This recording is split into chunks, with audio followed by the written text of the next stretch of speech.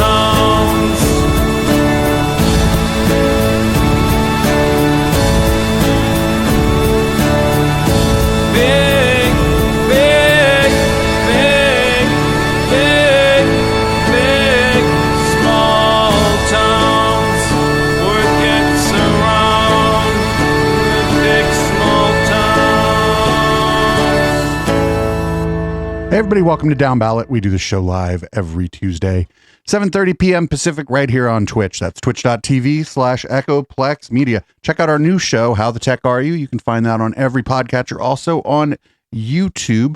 We just recorded our second episode of that last night or yesterday afternoon, and that'll be out tomorrow. There's no live stuff for that yet, but once we get it dialed in, we may figure out some ways to incorporate some live events around How the Tech Are You. Shout out to historian Matt for the idea of the show, and shout out to me for the name. I would like to thank me. I'm Producer Dave, and you can find me on Grindr. Hey, this is the Councilman. You can find me on the corner, usually ranting about something or another. Usually it's the price of coffee at Phil's. But you can also find me on Twitter at @THE_Councilman. You could look us up on echoplexmedia.com on the contact page. Please give us your showbucks on Patreon. Please subscribe on Twitch. And you can go to the support page on the website to find out all the other ways that you can support this wonderful network. Stay tuned for Local Love after Down Ballot for the second part of our local evening here on Tuesdays. And please tune in to Down Ballot every Tuesday night. And if you're downloading the podcast, thank you, listener. So we kind of changed up what we're doing on Tuesday, just so everybody knows. After Local Love, we're no longer going to be doing the crazy because it's just too hard to wrangle all those musicians and stuff, or to politely be like, please don't try to do the crazy with me. No, crazy. But we're not shutting down. Actually, me and Chip are both going to spin some tunes until we decide not to. Chip left his brand new DJ controller here, and it is interesting to work on a piece of equipment that all the buttons work on. That's for sure. That's got to be nice, actually, right? Yeah. It's some things about it I like, some things I don't. Maybe I'll do a review of it on How the Tech Are You, actually, because I have been a DJ for a very long time. It's a Rain controller, not Pioneer. So some things I like about it, kind of nostalgia, like the way the buttons and knobs and shit are all laid out on the mixer part, like reminds me of like 1998, where every mixer was a Rain TTM 57, unless it wasn't, and then I would break the thing like while it was playing on it. But there's some things I don't like about it. It's got like motorized platters, and like I don't like that. And that's a whole other show. But shout out to Chip for leaving that here. And tonight I think will be the first time people really hear Chip spin on our stream. He's played on my controller before, but it's not suited for what he does. So this controller is very much suited for what he does, and it's why I find it frustrating. Probably just some of the features are in weird places, and it does things I don't understand. So interesting. Well, I'm sure he will enjoy it. What are some of the real quick? What is the differences between the way that the ways that you guys spin? Oh, it's the kind of music he plays. Hip hop. Oh, well, there you go. Does he do some break beats in there and scratches? He's a turntablist. He scratches. Wiki. I can juggle beats and like do like live remixing and stuff the same as he does, but I was like, when I first started playing records, I was never interested really in hip hop until later, and it was already after I was playing house and trance music. So that's just a whole different style of DJing. So, for sure. But it'll be good for everybody to hear him play tonight, because he does like live mashups and shit. So, and it sort of fits in. I played an hour and a half or so before Down Ballot. So anybody who hung out for that, thank you. I'm definitely not able to do as much as quickly on that thing, just because it's, like I said, it's just a whole different ball game, but it's certainly fun. And it's amazing because it's within like a 1/4 inch in all dimensions of this controller I have. So it just pops right into my case. No problem. Very nice. Very nice. But that's not what we're here to talk about. This is our local news show. Anybody who's here for the first time on Twitch, this show kind of came out of our Sunday show because the local news started just pushing out all of the other like national news. So we decided to do another show, and it's been on again, off again, but we've been on a good run, I think, lately of just doing this every week. Pop. Absolutely. And to be fair, I mean, we would probably only docket maybe 1, 2, max 3 local stories, but usually about 1. And we would just spend like half an hour talking about that one fucking story, and we wouldn't get to the rest of the docket. That was also back when there were 5 fucking people in this room. That's true. It was also a little harder to get a word in edgewise, right? So now it's just us 2 dicks, we can wave them around as much as we want. And I mean, you wanted everybody to have their say, or else we wouldn't invite them over. I do like not having 5 people in this room, like when it's warm out. Like now it's starting to get a little warmer. So only having me and a computer spitting out a bunch of fucking heat is nice. It's definitely nice. You can breathe. We had some situations with heat. I think I remember one night specifically where it was like still 100 degrees when we started the Plex. You were there. Everybody was like, yes, and there was not enough cold beer, nor cold frosty mugs, nor air conditioning or open windows that was going to save us. I think we even did open the windows at some point, and it was still just blazing hot. And we just said, "Fuck it, the neighbors are going to have to listen to the show tonight." I'm doing that tonight actually, just to cool off the room. But I don't believe my neighbors are home right now, and they love me anyway, so I could get away with, well, maybe not murder. Who would want to murder? My window's always open behind this banner, but it's not like a lot of air comes through. Sure, but it's because it was warm today during local level. I'll probably take the banner down because fucking who cares? A non-permeable membrane, as they say. So what do we have leading off tonight? We have I titled this one "Food Fight." I think it's apt. I think it's very apt. It's not really about a food fight, obviously. It's the people. So the last group that was doing the Gilroy Garlic Fest is no longer doing it, or is no longer able to do it in the way before. So it seems like there's a little bit of a territory fight in Gilroy for who's going to get to put on whatever the Gilroy Garlic Fest turns into. And so we're going to let the local news tell us a little bit about that, because that's easier than me trying to dig into it and explain it and read copy and shit. We start with a fight to take over the Garlic Festival. After Gilroy organizers announced the event was canceled, a prominent Central Valley grower stepped up to say he is reviving the festival, but in Stockton. As KPIX5's Len Ramirez reports, that's not going over so well in the place where the festival was born. Well, Gilroy obviously takes a lot of pride in calling itself the garlic capital of the world. And so when a Stockton area grower stepped up to say that he would be reviving the Garlic Festival in that area, a lot of folks around here were offended, hurt, and angry. And it feels like it's going to be a stolen event.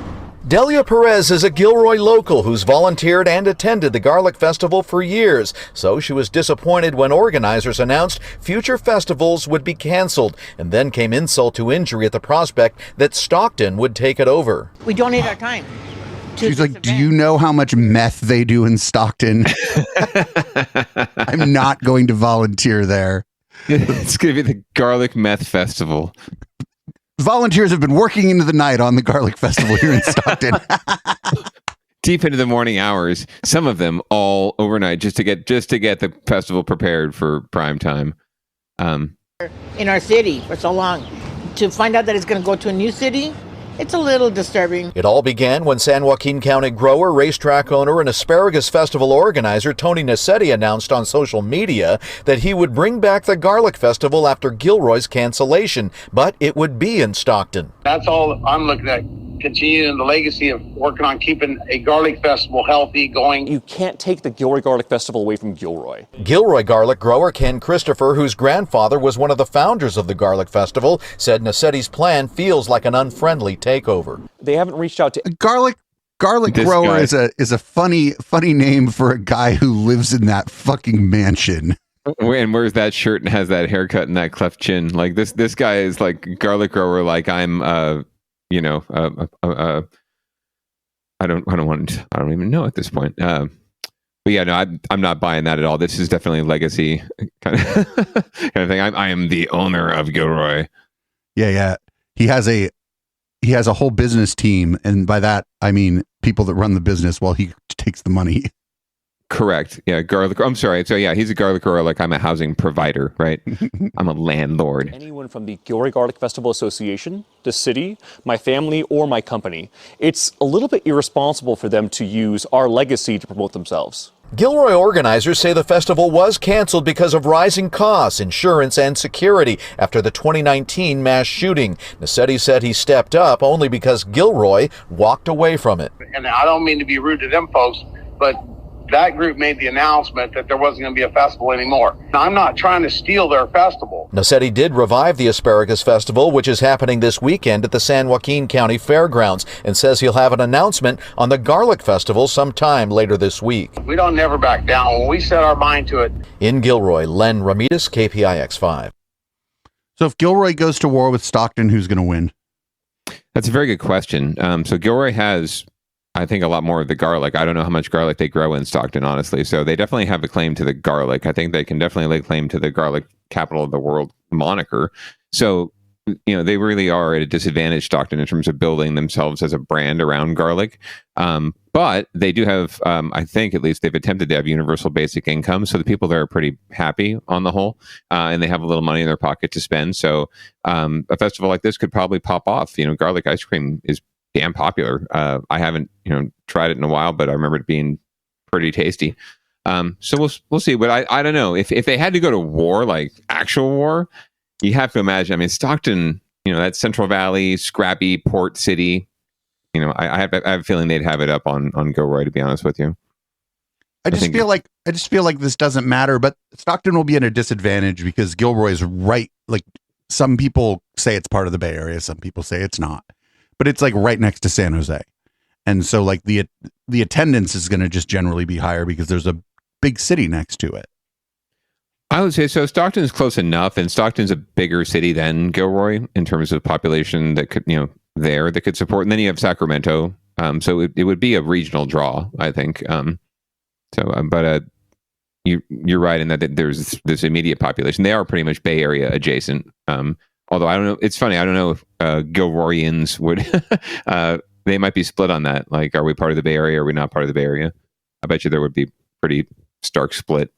I just bet that like more than half of the people at the Gilroy Garlic Festival are not residents of Gilroy proper. I bet it's a lot of people from San Jose.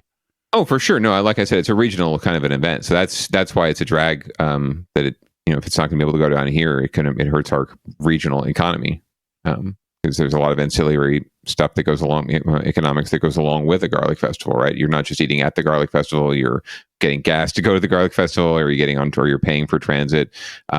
Hopefully, and you're making a day out of it, right? It's not just the money you're spending at the festival; it's money you're spending on businesses in and around the festival. So, it's a huge drag for the neighborhood and for the community.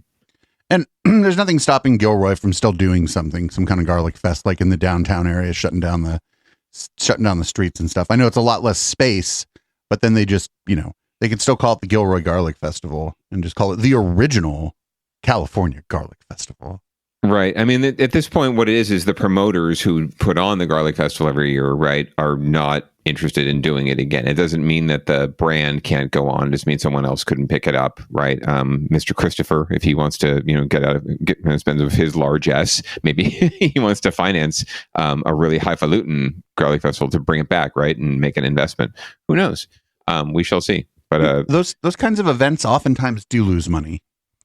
It's entirely, well, especially now because we're a little bit in an unpredictable territory. I've seen big events, public events pop off. I've seen them not draw many people at all. So I think that there's a varying level of comfort still in coming back. And especially with the Garlic Festival itself, given the shooting that happened a couple of years ago, that definitely plays a role here, I'm sure, as well.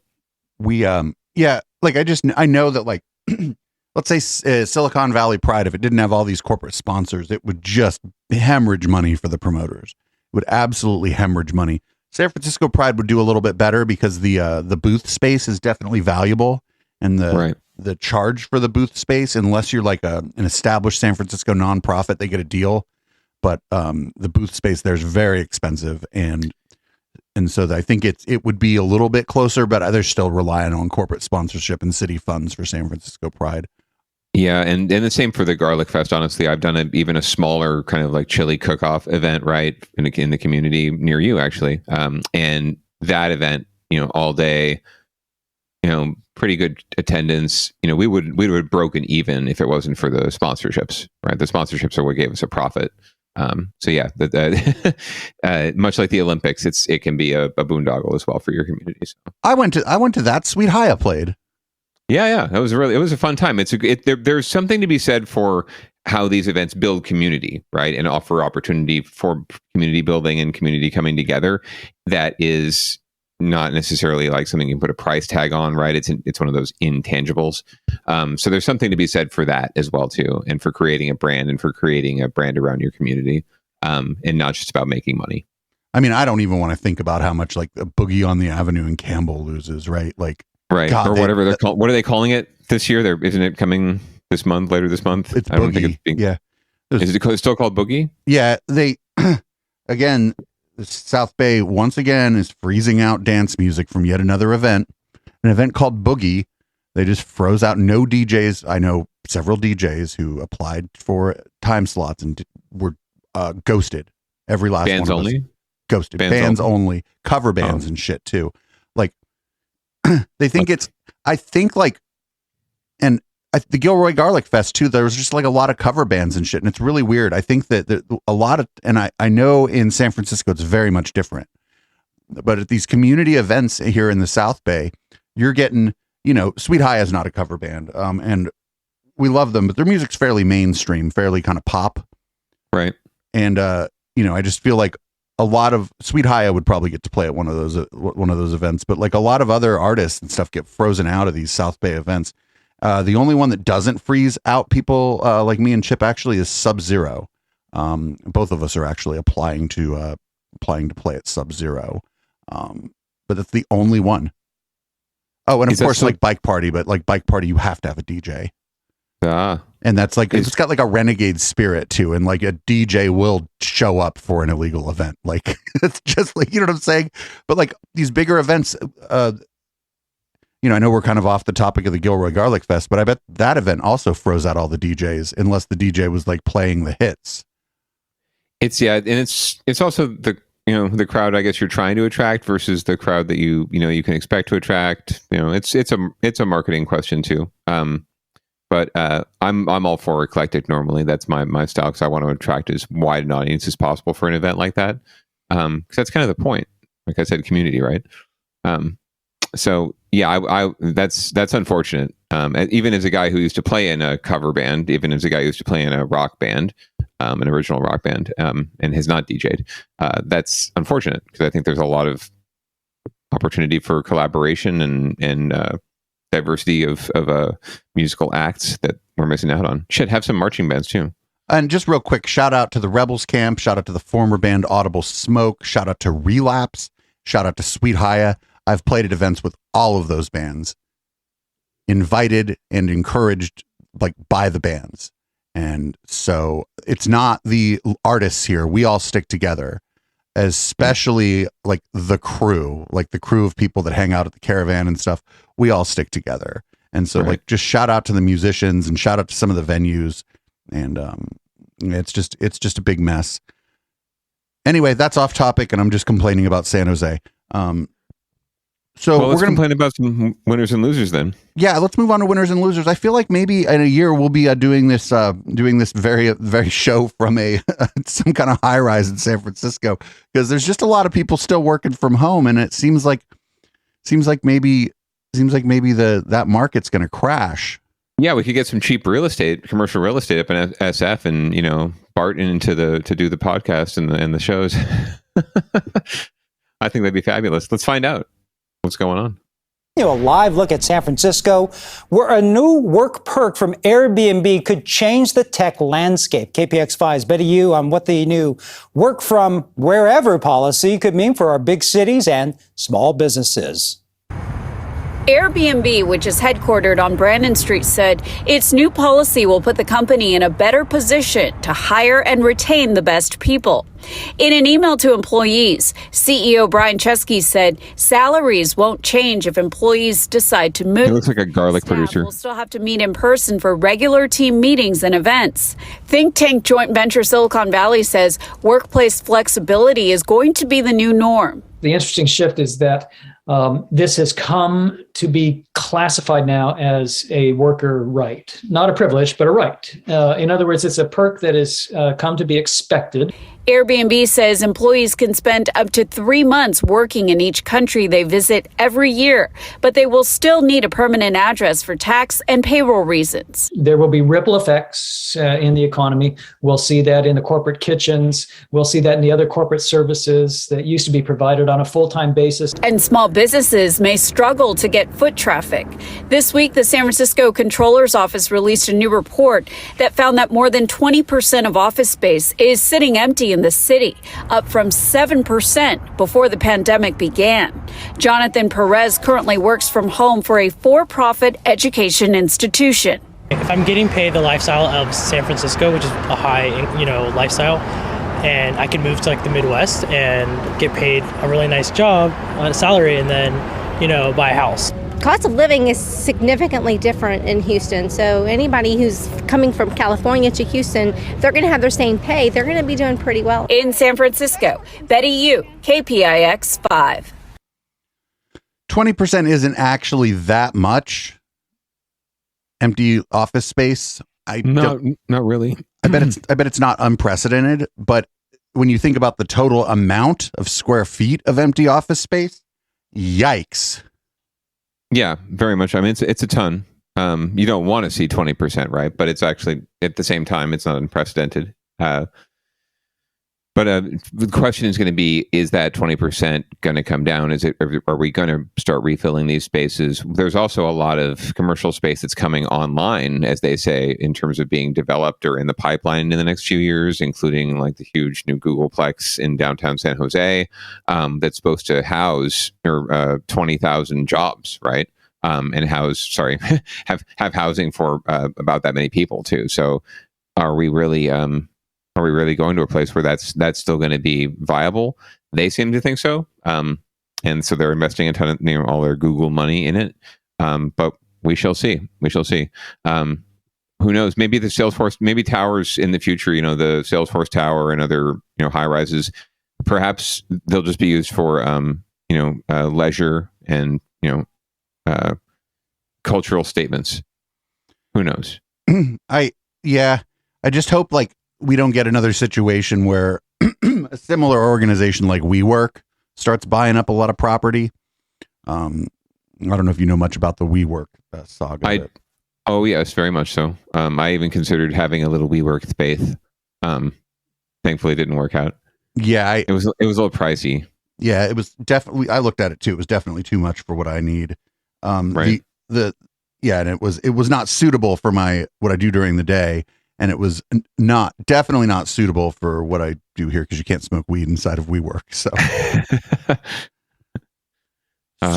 so we have other news about this is not the Millennium Tower. This is the Salesforce Tower. But we have been covering a lot of high-rise San Francisco news, and this one's my kind of shit here. Honestly, we're just going to let the local news cover this, and we'll talk a little bit about it after. Right now on KPIX5 and streaming on CBS News Bay Area, breaking news. A man has just been arrested after scaling the Salesforce Tower by hand. Good afternoon, Ellen Keyes. And I'm Amanda Starrentino. We've been following this as it unfolded just blocks from our station. KPIX5's Justin Andrews joins us live with the very latest on this. Justin, what can you tell us? Well, yeah, right now we are on the street level of Salesforce Tower, and as you can see, things are kind of back to normal right now. People have been going in and out of this Salesforce Tower, but oh my goodness, it was anything but normal about 2 hours ago. Just imagine being in your office, working inside here, and you see a guy climbing past your office window hundreds of feet above ground. That's what a lot of people saw. I want to get right to that Chopper 5 video that captured this very bizarre story. The guy was climbing this 60-story tower, and it doesn't appear he had any type of safety equipment attached to his body. Some on social media said that he had maybe suction tools to help him climb. San Francisco Fire started monitoring this around 10 o'clock this morning. For perspective, Salesforce Tower is the tallest skyscraper in the West. That gives you an idea of how tall this building is. Just before 11, though, that guy made it to the very top, and our exclusive Salesforce cameras captured the arrest. This video you won't see anywhere else this afternoon, but a lot of people we talked to were shook at what they saw. Take a listen.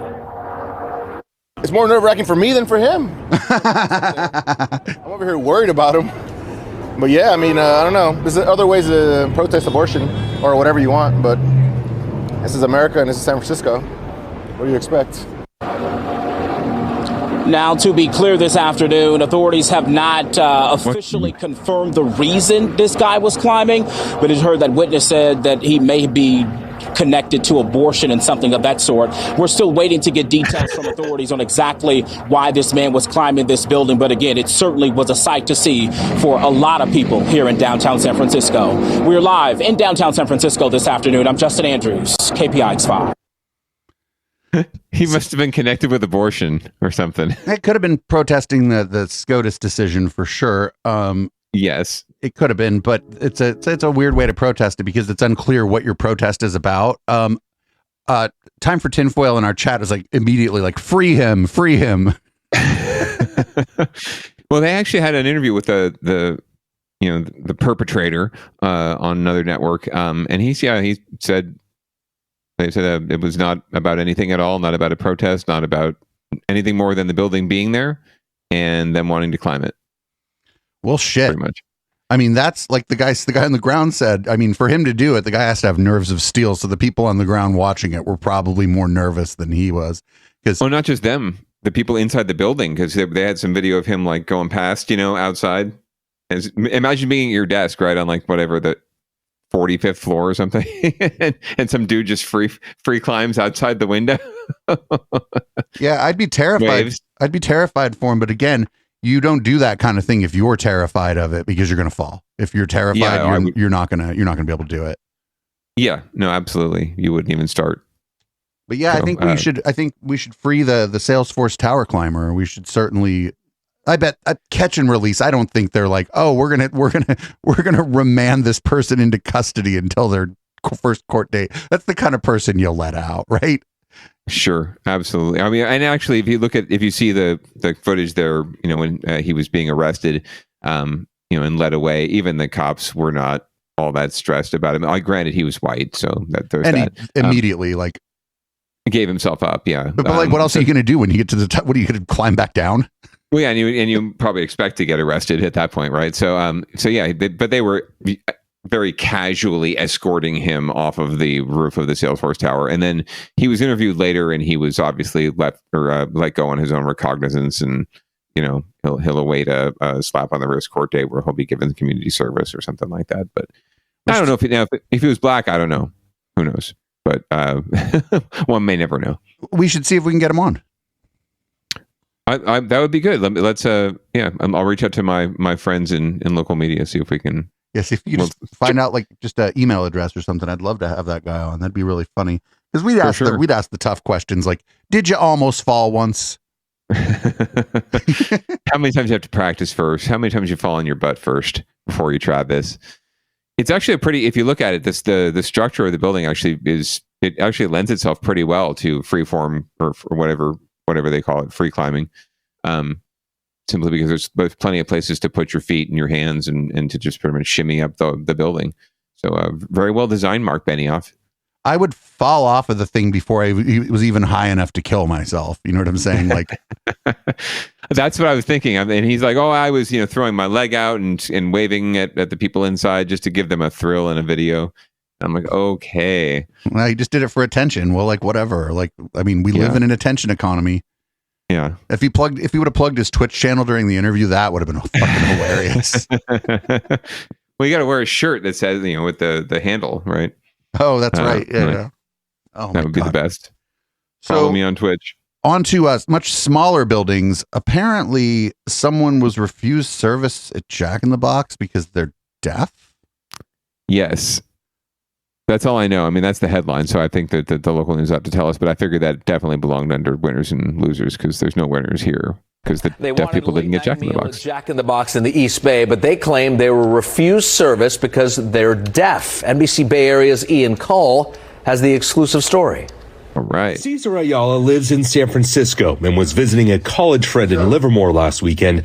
Both men are deaf. Ayala signed for our interview and a friend translated. We were like, hey, let's go get something to eat. We were both hungry, and he said, yeah, sure. They went to this Jack in the Box drive-thru around 1 a.m. Sunday, and that's when the trouble started. So we drove up to the window, and I saw the employee in there. I waved to try to get his attention and gestured that I couldn't hear and tried showing him my phone. Hey, go ahead.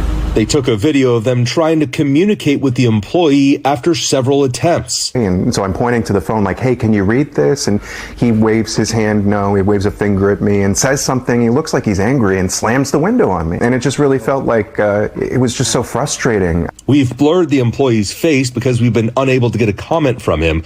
At one point, the man is heard on the video saying he's going on break. I have to take break.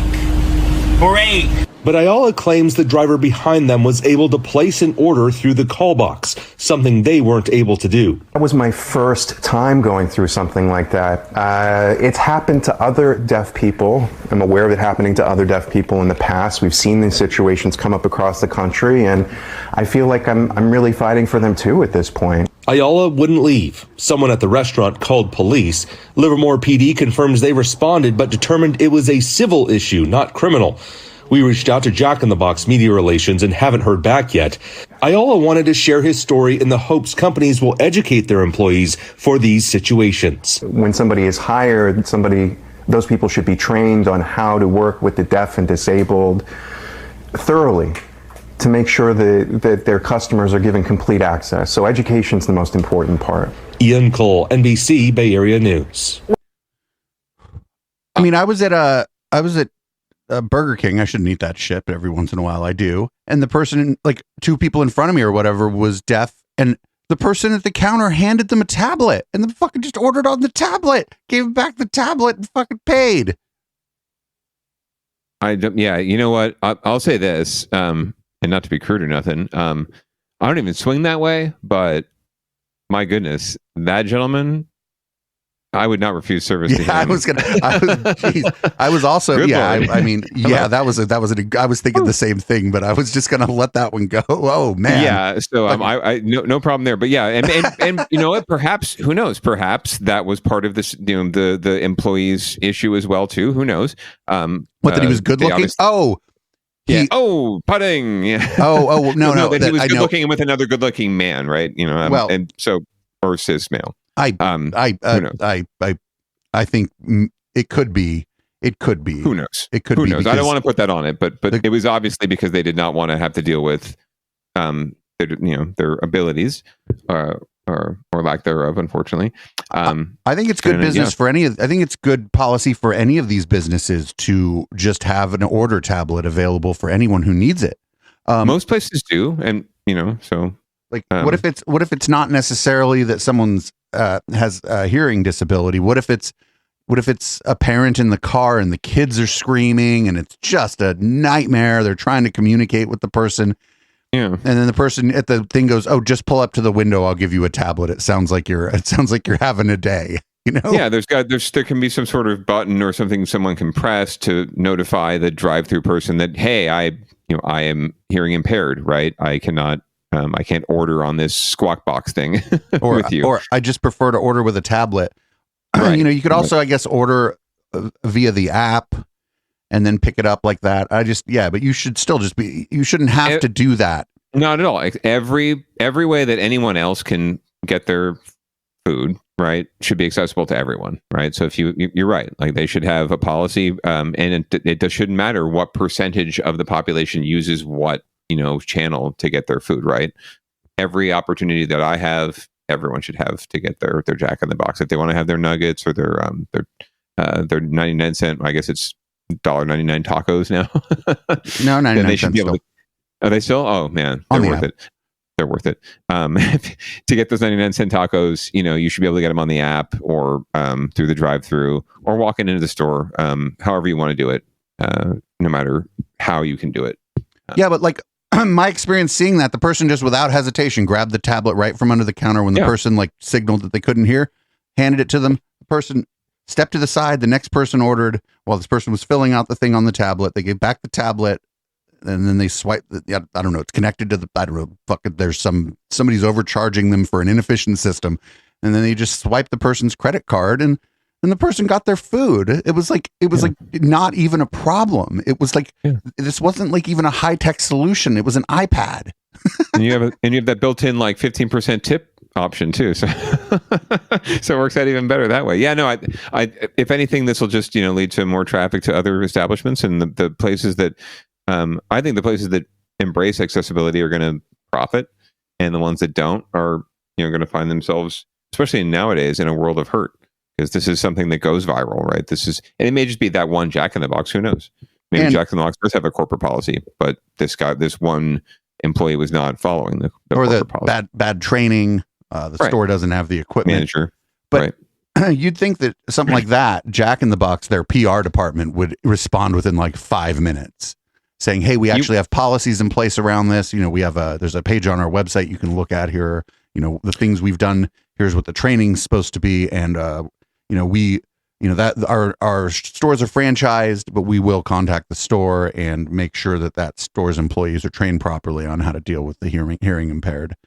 One would hope, but I was kind of surprised that they hadn't responded at least to say some sort of corporate speak, right? That was the corporate speak you need to be speaking. Is that this isn't how Jack in the Box is run? This was an anomaly, and we have many deaf customers that visit our stores every day, and in fact, we have deaf employees. Yeah, Yeah, that's what you would expect. But yeah, surprising that they did not. So their PIO dropped the ball, or media relations is just checked out for the weekend. I don't know. Or that was like a last minute store. No, because they went out and interviewed the guy and stuff. So you have to figure they had at least 12 hours to respond, and that's plenty of time for a big corporation like that, for somebody to at least get back and be like, hey, we'll have we're going to look into this a little bit more, and if you want to follow up, but here's like our policies, and our policies obviously were not followed, and we're going to definitely look into this because this isn't what we want people to have happen when they come to our stores. Yeah, even with a local story like that, like with Ian or whoever's covering it, you'll have at least an hour, 2 hours, just to say something, right? And if you don't have if you're Jack in the Box media relations and you don't have a canned response to something like this already, you should have corporate communications. You should have the crisis management, messaging already done. You just sort of fill in the blank of what it is. You know what the known problems could be in your business, right? Like Jack in the Box, food poisoning, employees treating customers badly, right? There's only a few things that could really go wrong. Or the flip side, where you have a thing where management maybe, and this is pie in the sky shit, but where you have management not sticking up for employees who are being abused by the customers. Mm-hmm. But canned responses for all that. We have policies where we kick people out of our stores if they're, but no, I don't know. I just, if they were able to go out and interview this person, like in person, then the Jack in the Box had time to respond. Yeah.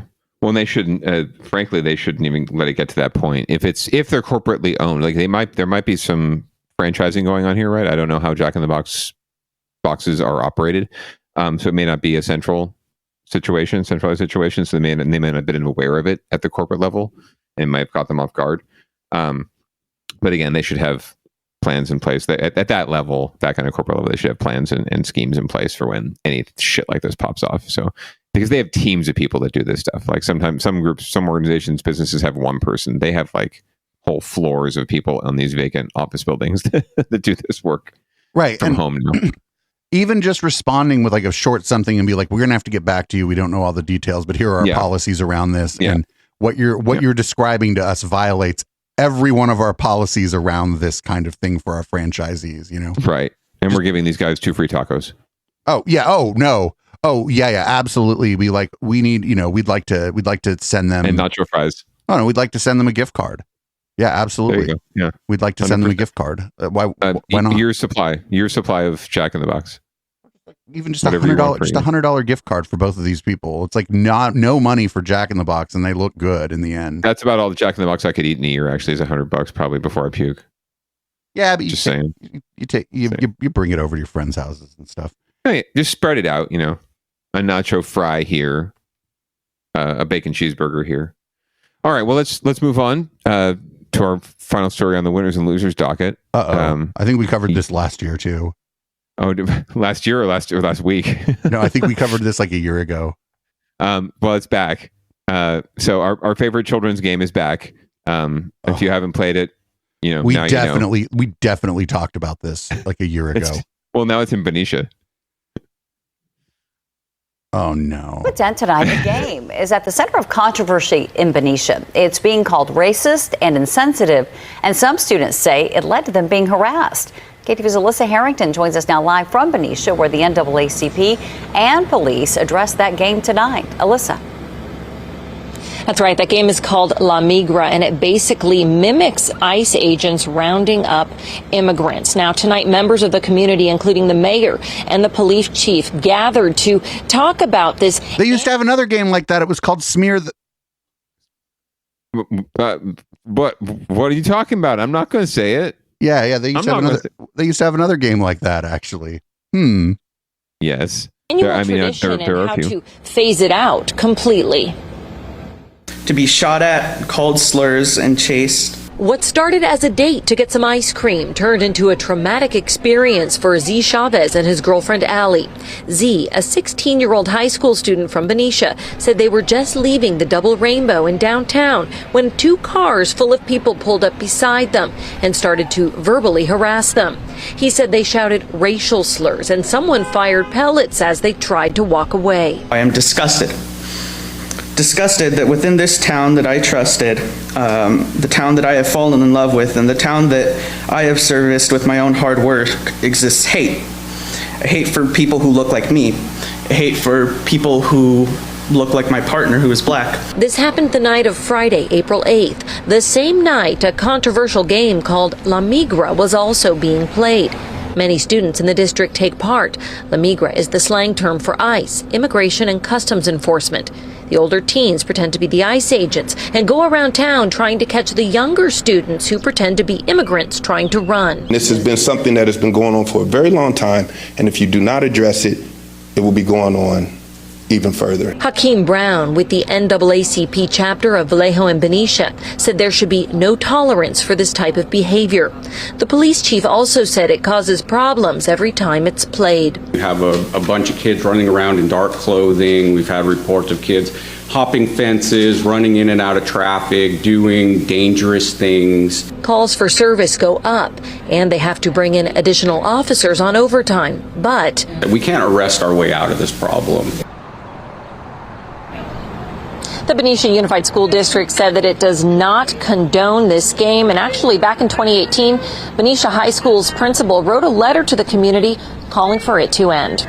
Reporting live in Benicia, I'm Alyssa Harrington, KTVU, Fox 2 News. Yeah, just what an awful experience for that young man. Alyssa, thank you. What an awful experience for that young man. Yeah, he that's was so that's, eloquent. Like, we don't get we don't get excuse me. We don't get offended around here much. But geez. Yeah, no. I mean, I get offended pretty easy, but I try to hide it. Yeah, Jesus. That's really tasteful kind of a game. And I mean, sticks and stones with pellets. Jesus Christ. What are we coming to in Benicia? I did see a lot of Karens in that audience at that community meeting. So God help me, it was probably a lot of fun. But well, Benicia's ahead, like a I don't know. It's like sort of outskirts of the Bay Area a little bit. It's a little bit, like, I don't think a game like this would happen in San Francisco or San Jose. I think the Latino kids would just fucking absolutely not be having it, right? They'd be like, "Oh, you're La Migra, are you? How would you like to meet these hands?" It's a numbers game, right? Yeah. Absolutely. So definitely would not fly down here. I do take issue with the police chief, though. I do think you can arrest your way, maybe not out of it entirely, but you have to set an example at some point. Like, if you catch some of these kids, like, set an example, hold them in jail overnight, make them sweat, or even just take them the fuck home. Some of these rich white kids' parents exactly embarrass their parents, right? Put them on the news. Well, just even in the suburban neighborhoods, the cop cars are showing up at your house. That's embarrassing enough. That's enough, right? Yeah, no, I've been there. So yeah, you're right. It's enough of a brand for sure. But yeah, set an example. Like, you're copping out. And you're copping out of arresting the football player, right? Just like at Los Gatos. Like, make an example. Set an example. Some of it isn't illegal, but some of it is. If they're running through traffic, that's actually illegal, and you can actually pick somebody up for that. You go, listen, I'm not going to charge you with anything, and you're under 18. Oh, I'm going to take you home. Actually, give you a ride home today. This is going to be fun. We're talking to Dad. We're talking to Daddy when we get there.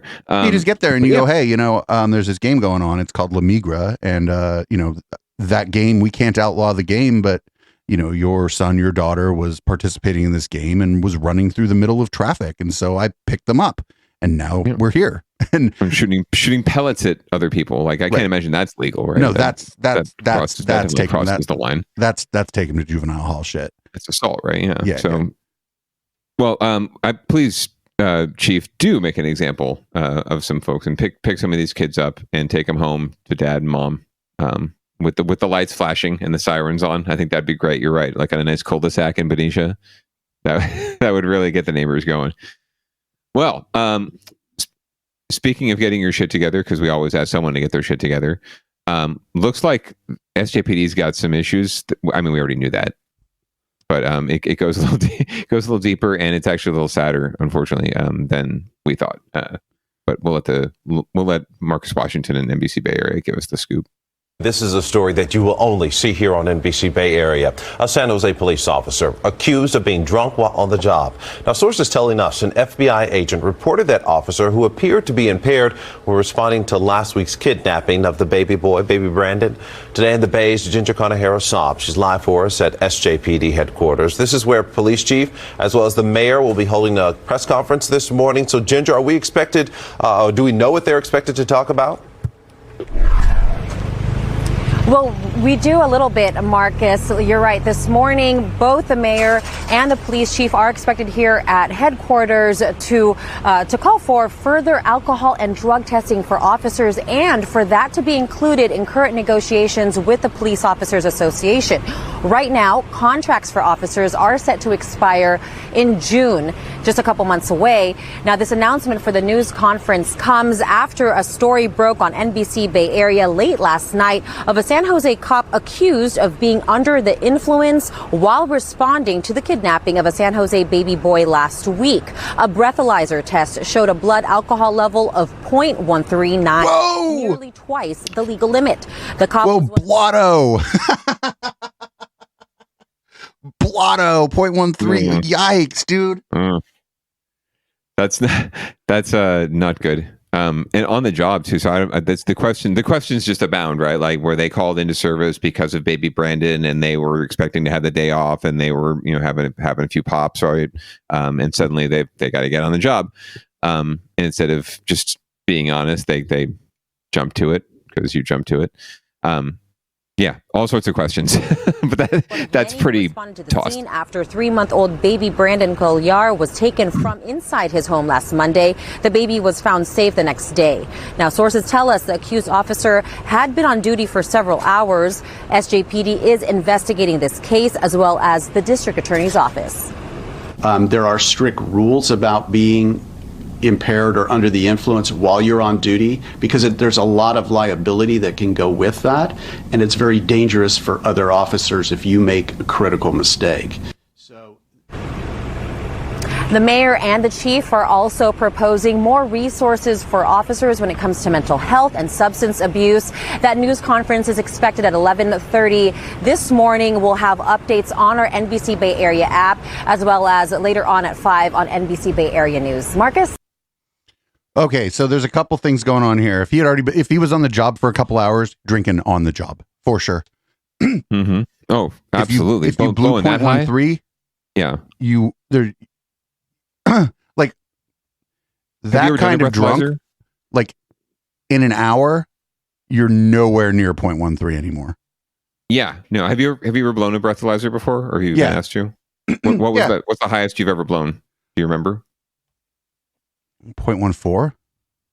Right. But I was fucking fucked up. Like, that's what I'm saying, right? Like, I don't think I've even blown 0.1, right? And I definitely was not in any condition to drive. So even though I thought I could. So yeah, 0.13 is just, you're blot. You're blot. But yeah, there was a bar I was at, and there was a breathalyzer, and I was leaving with my boyfriend at the time, and he was like, I'm a little drunk, but I think you should blow into the breathalyzer. He's like, I'm not even sure you're safe to passenger in a taxi cab right now. And I blew into the fucking thing. Yeah, it was. Is there a legal limit for that? Yeah, we had been drinking all night. Yeah, like it was a bender. Yeah, it was like we went home and didn't have sex kind of bender.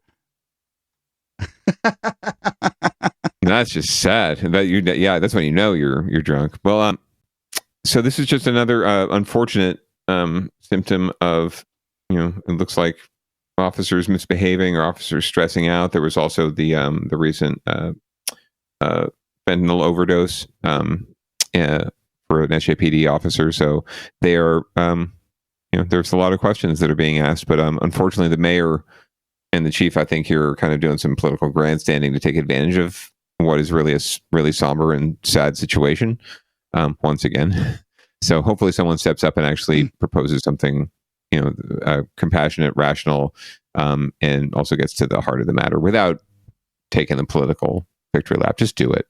I mean, this motherfucker, though, I got to tell you straight up, I don't know how sorry I feel for this guy, and I think he should get canned because this guy pulls people over for DUI all the time. So that's actually true. I mean, the hypocrisy is a little bit too much, but I mean, I do feel for the officer, obviously, but I also think that they need to be, there needs to be some sort of accountability, right? So, they just like a lot of cops, they need to not be a cop if they're drinking on the job. That's it. Yeah.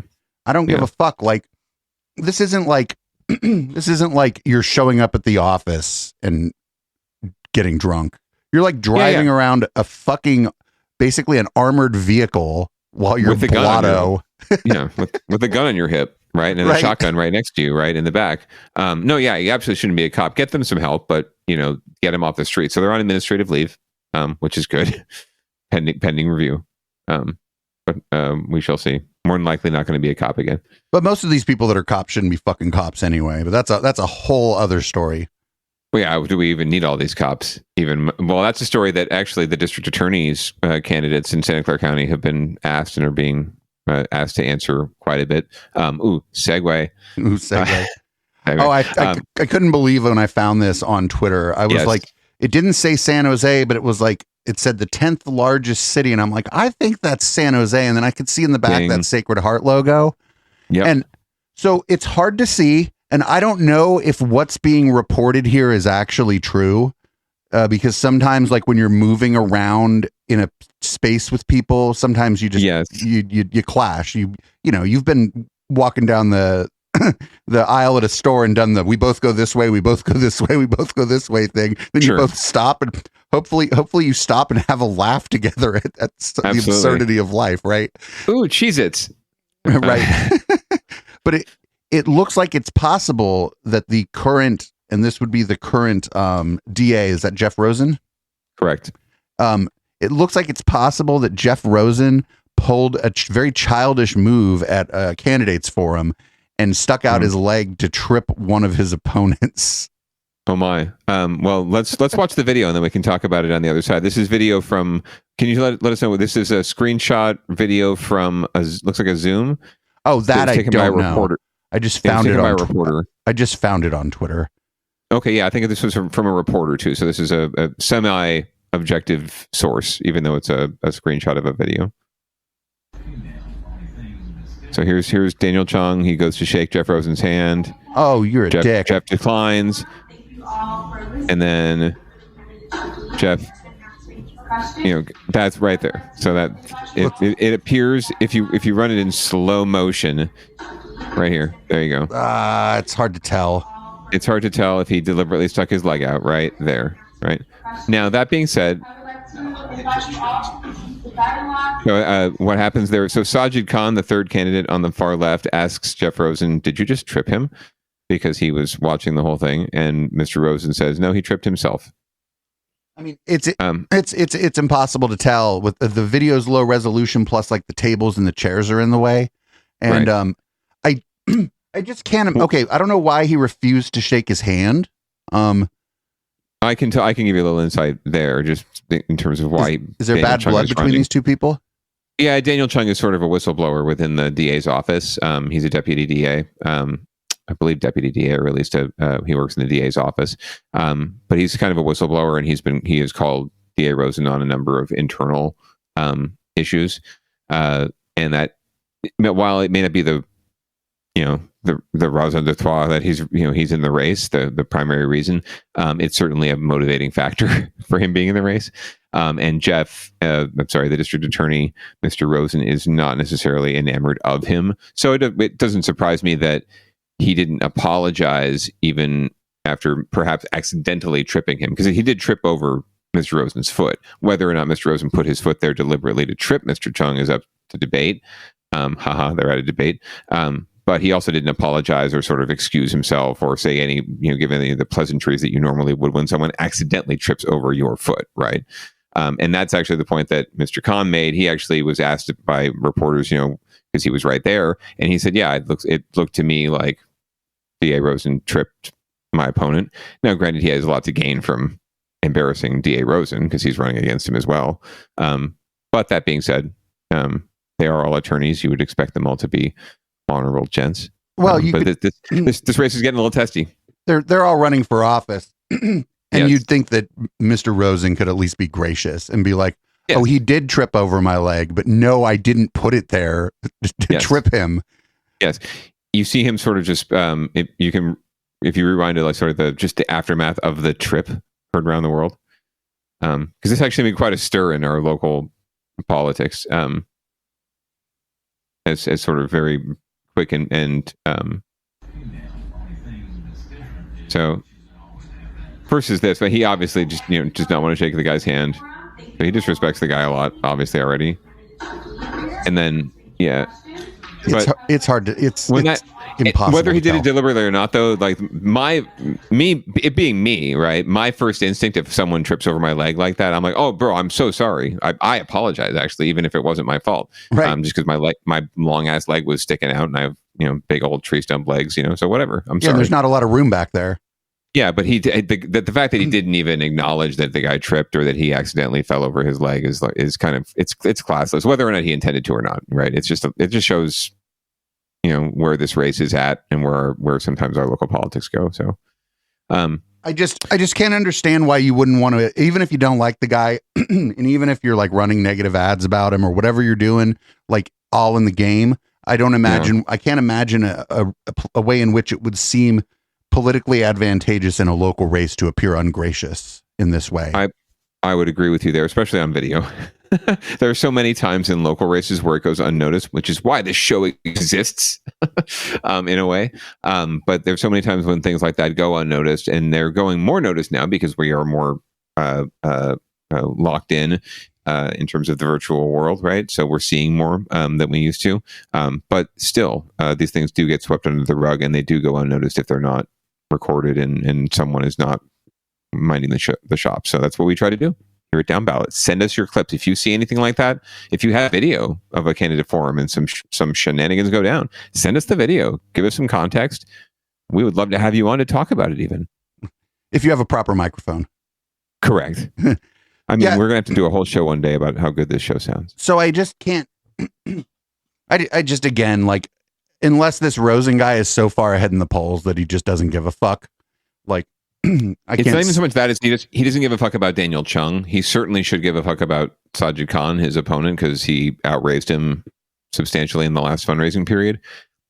That being said, it's a big county, and Rosen is running with incumbency, so it's a long trek to unseat him. But he's not worried about Daniel Chung, so it's almost even more classless that he doesn't have to worry about the guy. So he should be gracious, right? But and it would show better for him anyway, even if the guy is a whistleblower in his own office. But there's nothing all the more reason to be gracious. And if that guy is blowing the whistle on like corruption or what he believes to be corruption in his own office at great risk to his own career, then I like him generally. I'm going to tend to give those people the benefit of the doubt. Our neighbors have his lawn signs. They are unfortunate. They are sadly single-sided. It's the saddest thing I've seen. They have two of them though, so they're able to, counteract that problem. But yeah, ladies and gents, if you're going to get lawn signs, double-sided, perpendicular to the road. That's all I'm going to say. So this might be our last mask story. I think we may be getting close, or like we may be within just a few weeks of our last mask story. My face is like this lady's here, Julia Goodrich. Really? That would be awesome. So I like how they have like the one modern BART train in the in this. I've never been on, I take BART kind of regularly. I ain't never been on no BART train that looks like the future. Is that the shuttle to the Oakland airport? What is that? It might be, or they have some new trains too. That's true. That's true. But this is like a single car. But yeah, regardless, that looks like the future of BART. So they are reinstating their face mask. Did they ever drop their face mask mandate? I mean, the state did, but the state, no, not for some judge out of Florida. The mask mandate for transit was actually a federal mandate. Oh, that's right. The federal mandate was overturned. That's so right. A judge out of Florida had a ruling on the face mask mandate that read a lot like a Facebook comment. Right. I remember. Yeah. And so then local agencies were kind of left to make up their own decision. And I think BART was the only one to keep the mask mandate. That's right. Or they hadn't made a decision, or they let theirs expire or something. Yeah, I remember now. Okay. So the BART board finally got around to voting. Let's find out what happened. We start with mask rules. They're making a comeback on BART, and we've lived the history. It was April of 2020 when we caught the first mask signs going up at BART. Then last week, we saw the first mask-free riders after transit agency dropped mask rules. But now they're back, sort of. KPIX 5's Wilson Walker on why this time around you could call it mask mandate light. Well, for starters, no one's getting thrown off a train for not wearing a mask. The board of directors acknowledges that there are some mixed mask signals right now, but they want this to be BART policy, so masking now in the passenger code of conduct. And I think it's a great idea because when you're sitting in an incubation tube for an hour, but at least while COVID's rampant, people are already getting infected. Like most BART passengers we saw today, Bill was masked during his trip, and that is what BART would like to see from everyone for at least the next several months. Thank you. Motion carries with directors Allen and Rayburn abstaining. 10 days after a federal judge in Florida threw national mask rules out the window, BART directors said they wanted to send their own message. The intention of this measure is to protect those vulnerable communities, people who have underlying health conditions. And they know there is some mask confusion and fatigue, so there will be no enforcement per se, just masks offered to those without them. Not even do the citation. I mean, just don't even get into a big conflict, because right now the country's in conflict over this and we don't need more. And they do have folks walking around, like if you're not wearing a mask, literally handing you a mask, which is fantastic. I'm all right with it. I'd rather not have to think about it, but I'm all right with it. So masks, again, are expected in the paid areas at least into the summertime. The board of directors is going to revisit this issue in July. We're here at Rockridge Station. Wilson Walker, KPIX 5. Meh. Well, I'll just bring my mask. I'm going to go on BART. I mean, I've been wearing it anyway on like Caltrain and everything. It's there's no reason to take it off at this point. No, and I think that the cars are climate controlled and shit. Like, you're fine, especially if they run a little extra AC or whatever. You're fine. Yeah, I think everyone will be all right. We'll find out, as long as we don't get stuck in the tunnel. God, that sucks. Yeah, it's the worst. I was stuck in the tunnel once, and I really, really, really had to pee. It looked like that reporter had to pee there at the end of the story. He was, a little bit. or it was the wind. Maybe he was just feeling the wind, but the breeze. Anyway, a little bit of down ballot taste for either of BART board. That's an elected body, by the way. You can run for the BART board if you live in a BART county, and I think that's going to now, or a BART city. So I think that actually changes now. I think San Jose is actually going to get some representation on the BART board. So we might have a new elected official opportunity for some local yokel to take up and be able to call themselves honorable. The honorable good wife. The honorable good wife. Who knows? I mean, she loves transportation policy. Let me tell you, she could just talk your ear off all night long, or maybe not. Maybe she might kill me if we talk about it for too long. So let's move on to and another thing, because we're kind of up against it here. Everybody who's listening to this podcast, do make sure you check out Local Love. And if you're checking this out live, don't go anywhere. Chip DeVille's probably on his way over here soon. And for the record, we don't need energy drinks. We have two animal interest stories, and one of these is really weird. What the fuck are coyotes doing in San Francisco? That's a fantastic question. I mean, there have been like bear cats, right, up there recently. So let's find out what the coyotes are doing. A pair of coyote attacks in San Francisco is certainly causing alarm for pet owners this evening. KPIX 5's John Ramos explains some are worried the coyotes are losing their fear of people. There isn't a lot of room for nature here in the middle of San Francisco, so as a result, residents are fiercely protective of any kind of wildlife. But there are real dangers to having that kind of compassion. The signs are up and the paths are closed in Corona Heights Park in San Francisco. It's coyote pupping season, and in this city, coyotes are not only tolerated, they're given a safe place to breed. Yeah, I was surprised that there's like an area here with an active coyote den in the first place. That's like already pretty interesting in the middle of the city. I hope that, humans and wildlife can live in peace and not, attack each other. But I'm glad that, San Francisco allows them to kind of do their thing and keep residents safe at the same time. That is the sentiment of a lot of San Franciscans. Live and let live. But that's not how nature works. The coyotes are predators and are always on the hunt for food, and as they lose their fear of man, they've become bolder in killing small pets. Twice in 1 week, small dogs were snatched in front of their owners when they momentarily let them off leash. One of them occurred at the corner of 14th and Castro, a half-mile from the park.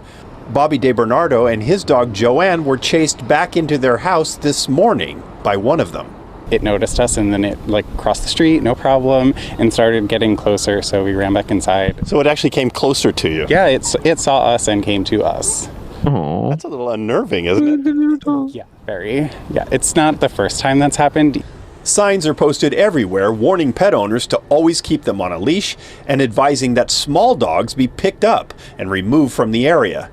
There are also constant reminders not to feed the coyotes, which is only making them more comfortable around humans. Andrew Davies snapped this photo of one of a pair of coyotes that were eyeing him and his dog Rufus. But that's something he's willing to live with. Yeah, of course there's a balance that needs to be kept, but I just believe that every creature has at least as much right to be here as I do.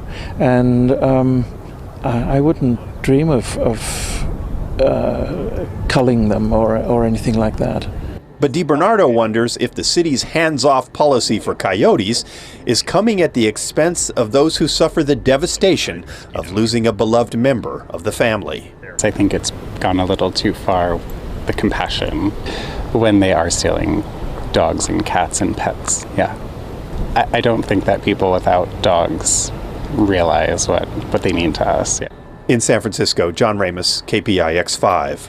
Animal control folks do say that coyotes are protected by state law, and only the Department of Fish and Wildlife can remove or relocate one. Passing the buck. That dude at the end can go fuck himself. Passing the buck. The old dude was cool. The old dude was like, nah, they have as much right to be here as I do or more. It's a fucking coyote. They're like indigenous animals to the area, and we like build a bunch of fucking houses and shit where they used to live. The other guy at the end is like, well, the compassion for the coyotes has gone too far, and it's like, fuck you and your little dog. Oh, and your little dog too. And please don't, dog owners, why are you letting your dogs run off leash, especially near a coyote habitat? Are you kidding? My God. Well, yeah, like I just don't, I just can't with that guy. It's like fucking.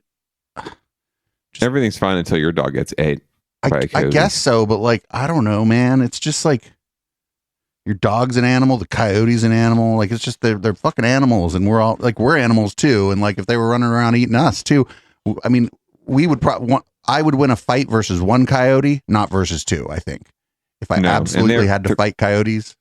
Yeah, and they're pretty cunning too. We have thumbs and we have speak, but it doesn't really help in the lick of battle necessarily. Well, anyway, fuck the guy at the end. That's all. Yeah, that's just a little bit passing the buck there. Well, we got to talk to Fish and Wildlife. Figure it out. In other animal husbandry, there's a bear in Vacaville. A bear scare, if you will. That's right. Hi, Jessica. Yes, when we got here this morning, the neighbor took me to the backyard to give me a close-up look at this bear. It's that didn't go where I was expecting it. Very big, at least. And a lot of the neighbors said the same thing. And there's a lot of buzz around the neighborhood about this bear. Seeing a bear is just crazy in my hometown. It's the talk of a Vacaville neighborhood, a bear getting a little too close for comfort. Looks like the bear's just trying to take a nap for right now. We found Assistant Principal Greg White closely watching the bear that occasionally lifted its furry head. But just behind this yard, a middle school in session. We're right against the fence line. Moments later, the bear decides to make a move, slowly at times through the trees and down the driveway, then venturing out to other yards. Wow. At one point, we spotted it rounding a corner and heading back towards the neighbors and me. You can see me taking off, trying not to get too close to the 300-pound wild animal. Guys, he's running towards you. That's the camera guy called in Fish and Wildlife after watching the bear's movements for hours. They're the experts. This isn't something that we deal with on a regular basis. Even though some say the bear has been around for days, police say the situation changed with school today. It's kind of cool. It's like Brother Bear, you know? Brother Bear's pretty sick. Yeah. What do you think about this? I think it's pretty cool. You know, Wilderness is coming back into the town. Yeah. I like it a lot. But some wonder why the community and bear had to commingle for so long. I thought they would have relocated the bear. What, they just left and they left the bear to wander around? For now, a wild day and wild tale for girls, boys, and the bear. And police just came out and gave us an update. They're telling us that Fish and Wildlife experts are inside, and they're saying they're going to try and wait this out until this evening when it's a little bit calmer out here, less traffic, and they're hoping that the bear will make its own way back to the wilderness. Back to you, Jessica. All right, let's hope. It's just like visiting your neighborhood. I don't know. Yeah, no. I mean, it's just hanging out. Everyone has a bear in their neighborhood, Winnie the Pooh style-y, just chilling, looking for some honey. But yeah, be very careful. And if you're filming the bear, if you see it running at you, you might want to pick up the camera and get the fuck out of the way. Might be time to go. Although that cameraman, I thought it was pretty cool with the cameraman like being that brave. Volley for him. Don't be a hero though. Come on, bro. We don't want to see anyone mauled on down ballot. That would be the worst. But it would probably get good ratings. Anyway, speaking of that, shall we read it out for the evening and lead you into the local loves? Yep. You go ahead and read it out. I'm changing the name of the stream and everything for the local love that's right after this. So do that. Well, thank you as always, Producer Dave, for manning the ones and the twos and the dials and all that. Thank you to listener for downloading the podcast version of this show. We hope it's entertaining, even though you obviously should be watching us live. If you want to do that, tune in next Tuesday night, 7:30 p.m. We'll probably dip into a little bit of the local election scene since ballots are dropping next week. And obviously, stay tuned for Local Love. Tune into all of the other Echoplex Media shows. You can find out more at echoplexmedia.com. As always, get your booster and make sure you wear your mask on BART at very least. And your pants seem to be optional still, so we'll give you an update next week. Peace out.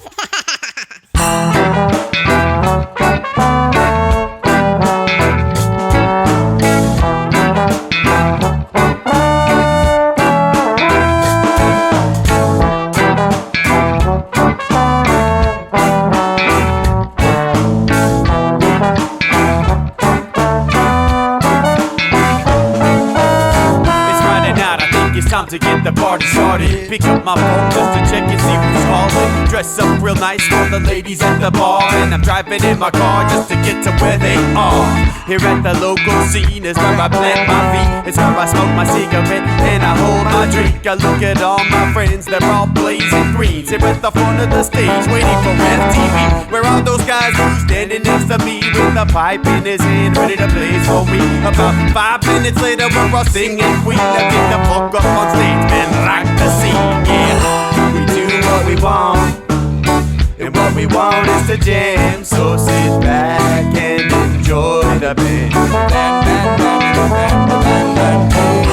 We do what we want, and what we want is to jam. So sit back and enjoy the band. Enjoy that band. I turn and head back to the bar for a refill, man, because you know where we are. We're headed out to the car to smoke another one and another one. Now just when the magic starts kicking in, I hear Relapse playing, you know it's time to head in. Alright everybody, now it's time to grab a new drink. Spark it if you got it and then pass it to me, yeah. We do what we want, and what we want is to jam. So sit back and enjoy the band. We do what we want to do, and what we want is to jam. So sit back and enjoy the band. Enjoy that band. Last up on the bill for the show tonight is Down and Dirty and 5, so we're headed outside to spark up another joint. Now who's got my lighter? Stoner E, of course. Shouldn't you be inside? I'm all up in this bitch, being who I gotta be. I'm fucked up like the U.S. economy. The truth is that I don't think logically. Stoner E take you on a psychedelic odyssey. Now inside motherfuckers is rocking me, and outside shit we smoke a lot of broccoli. Rocky the roller, yo, that sexy girl be jocking me. Ain't too drunk to fuck, but I'll probably do it sloppily. We do what we want to do, and what we want is to jam. So sit back and enjoy the band, enjoy the band, enjoy the band. We do what we want to do, and what we want is to jam. So sit back and enjoy the band. Molly say that he like jamming, and he hope he like jamming too. Well, I gotta say, thank you, Bob, we do. Yes, I gotta say, thank you, Bob, we do. Well, Bob Marley said that he like jamming, and he hope he like jamming too. Well, I gotta say, thank you, Bob, we do. Yes, I gotta say, thank you, Bob, we do. Yeah, we do what we want, and what we want is to jam. So sit back and enjoy the band. We do what we want, and what we want to do, what we want is to jam. So sit back and enjoy the band. Enjoy that band. We do what we want to do, what we want is to jam. So sit back and enjoy the band. Enjoy that band. We do what we want, and what we want is to jam. So sit back and enjoy the band. Yeah, yeah, yeah. Just what we want and enjoy the band. So sit back, just sit back and enjoy the band. We just what we want and enjoy what we want is to jam. So sit back, just sit back with the band. Just sit back and enjoy what we want is to jam. Can't get enough Echoplex and want to keep the conversation going with the hosts and community when we're not live? Then join our Discord server at discord.me/Echoplex. We have text channels, voice channels, meme repositories, and a whole section of screenshots that we don't even remember where they came from. Come join the Now Space on Discord at discord.me/Echoplex.